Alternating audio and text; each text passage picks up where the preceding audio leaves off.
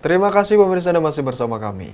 Kota Lubuk Linggau finish di peringkat 7 pada Porprov Sumsel 13 di Okuraya dengan meraih 28 medali, emas, 27 perak, dan 28 perunggu, dengan total 83 medali.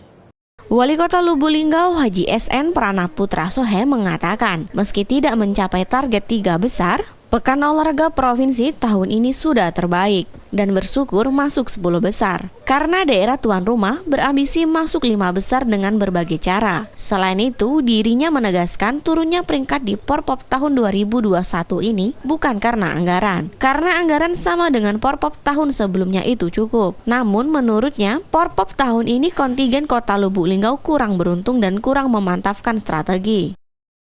Tapi intinya sekali lagi kita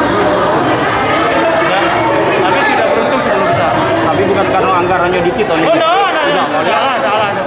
Nggak ada anggaran itu, nggak ada kesalahan. Berapa total kawan? Tahun ini anggarannya cukup seperti yang lalu.